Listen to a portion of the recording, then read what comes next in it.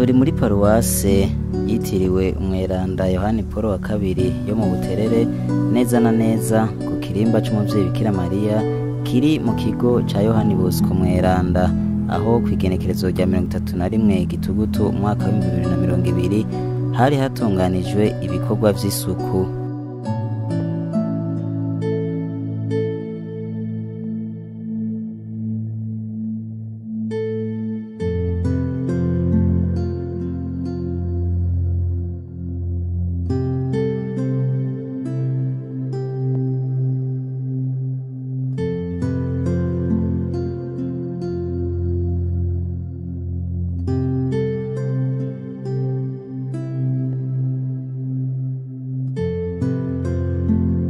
Ivyo bikorwa vyari vyitabwe n'abanyamihari bose hamwe n'imigwi y'ubutumwa igize paruwasi ya Buterere.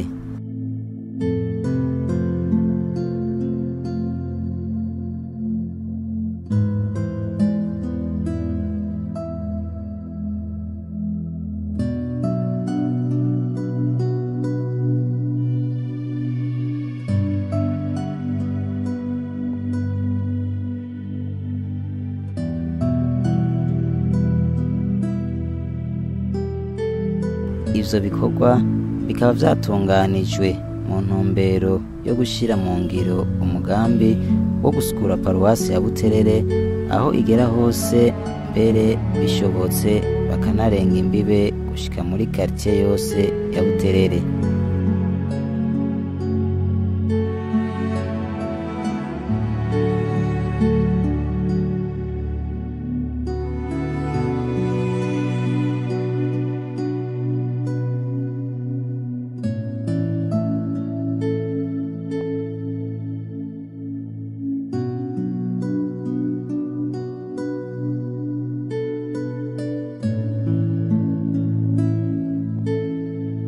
Intumbero y'ivyo bikorwa ngo nuguhindura Buterere benshi bazi ko ari quartier y'Iyarara, kuko ariyo quartier isanzwe itabwamwo iyarara ryose ryo mu gisagara ca Bujumbura.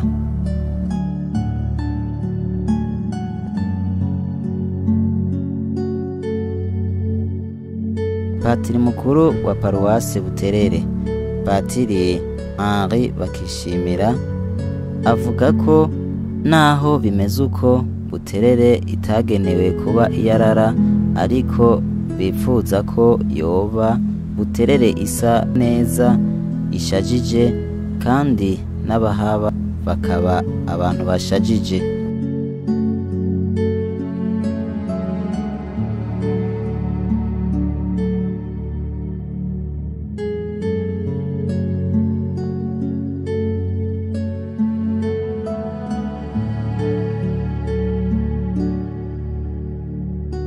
Avuga kandi ko ivyo bikorwa bihereye muri ico kigo ca Yohani Bosco Mweranda, ariko bizobandanya gushika iyo paruwase igarukira, mbere bakanarenga imbibe za paruwase.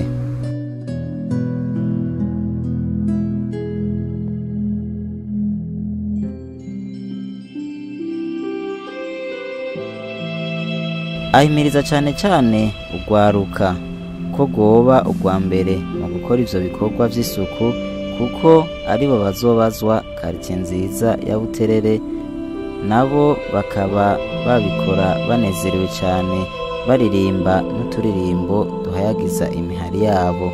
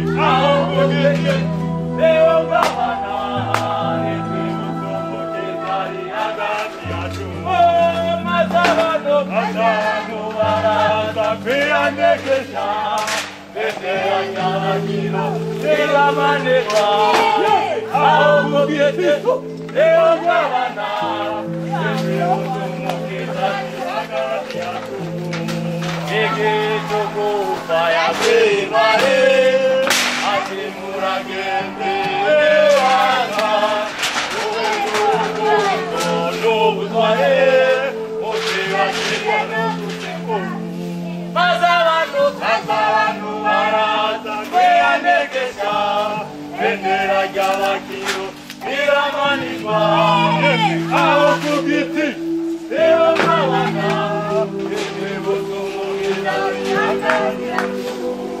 mu gihe ubu rwaruka rwari muri ivyo bikorwa vy'isuku, patiri mukuru yariko aragirisha inama abagize inama nshingwamuryango ya paruwase barabira hamwe ivyo bagiye gushira imbere mu guteza imbere paruwase.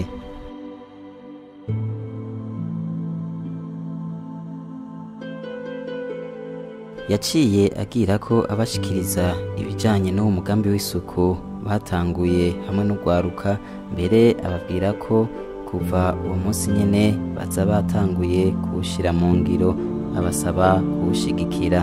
Ibikorwa bakoze uyu munsi vy'isuku vyaje mu mugambi tugomba gutanga n'urwaruka muri paruwase yo kugira paruwase nziza isa neza urwaruka ruto rurabikoraho. Muri uwo mugambi rero uyu munsi bakoze isuku hano, mugabo dushaka ko ivyo bintu bizobandanya haba muri paruwase haba muri teritwari ya paruwase hose. Ni ubutumwa tugomba gushikiriza urwaruka bwo kugira ngo ubuterere tubanye ntibe buterereye ibiyara, ntibe buterere gusa y'umwanda, ibe na buterere nziza kandi birashoboka duhimire mu Rwanda.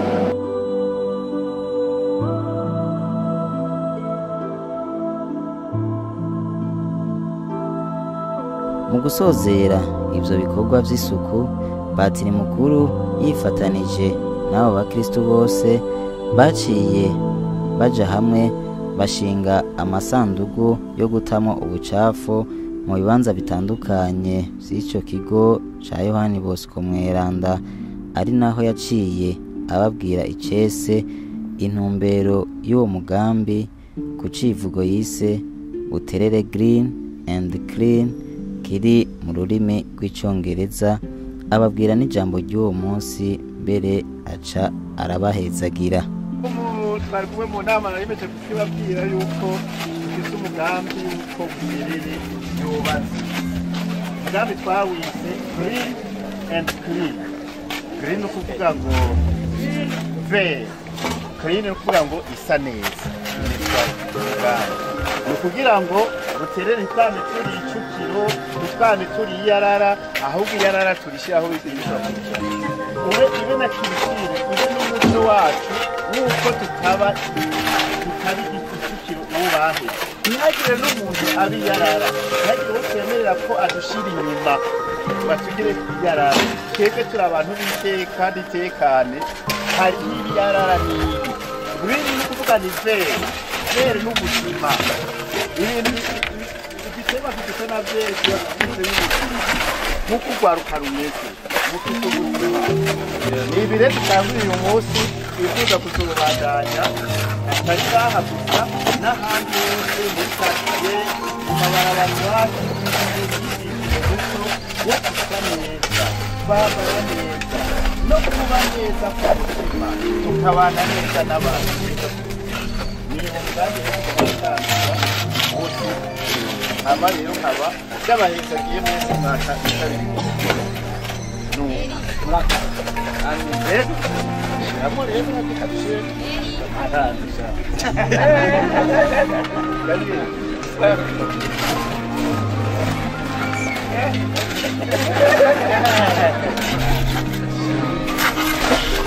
nawe karamazi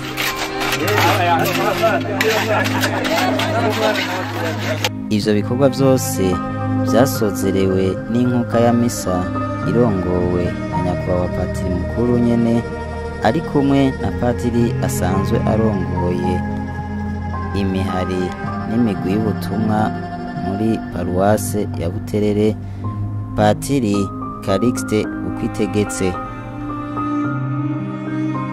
Mu nyigisho patiri mukuru yabashikirije, yabandanije asaba urwaruka ko rwokwitabira cane ivyo bikorwa.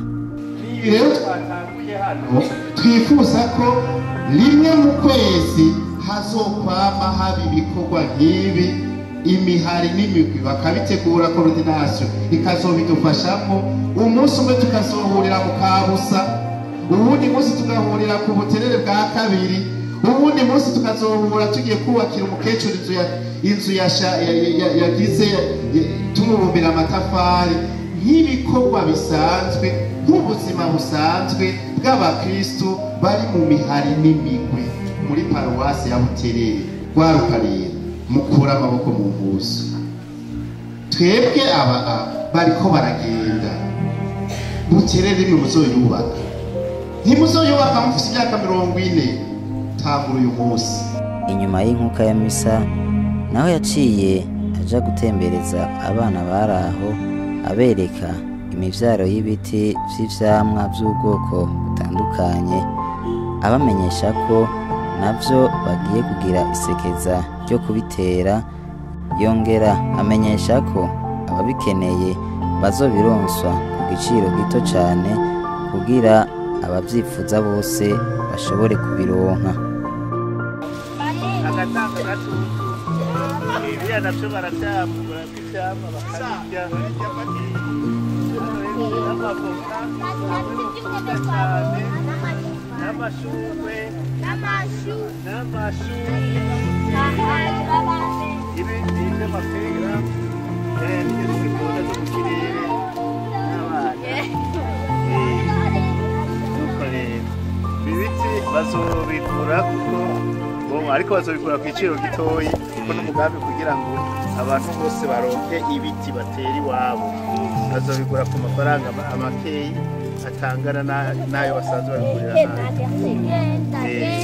Kandi tuzogira ubundi munsi w'isekeza rindi tuze dutanguze umugambi wo kubitera rero, ni naho tuzoje tubibabwira, kandi uwo munsi nturikore cyane. Tuzohera hano nyene muri Kirimba ca Bikira Mariya mu kigo ca Don Bosco, tuje kuri paruwase. Turateganya n'ibitari bike kuzojana ku ishuri rya Mobile, kuko naho nahacu kandi hari ubugaragwa bwinshi, naho tuzoterayo tubijane ku ishuri ryo ku Mubone. Hariya haro nk'ibiti bitari vyamwa, ibiti bitanga igitutu, uzi ko Bujumbura hashuha, biriya n'ibiti bishobora gutanga ico igitutu, ariko vyinshi ni vyamwa ivyo dufise. Ahagatiwe n'abana bato bato batari bake bari basanzwe bitavye ivyo bikorwa vy'isuku, yarishuye ku bibazo bimwe bimwe imbere yo kubasezera bagasubira mu mihana iwabo. Urujya rwaruka wabonye mu bikorwa n'abari mu mihari n'imigwi y'ubutumwa hano muri paruwasi yacu ya Buterere. Uyu munsi yarisekeza ryo gutangura gusa, nayo ubundi ni ibikorwa bizobandanya uyu mwaka, mbere no mu myaka izokurikira, kugira ngo twigishe abantu duhereye kugwaruka n'abana kuba ahantu heza, kugira isuku aho baba no kuhagira neza gusumba uko bahasanga. Ijya n'intango gusa yabereye hano ku Kirimba, nayo ubundi ni igikorwa kizoshikira paruwase yose, haba ku bisata vyacu ko ari 2, mbere tugashaka yuko gishikira no muri quartier zose aho tuba, aho paruwase ishitsa imbibe bikunze mbere bikanaharenga.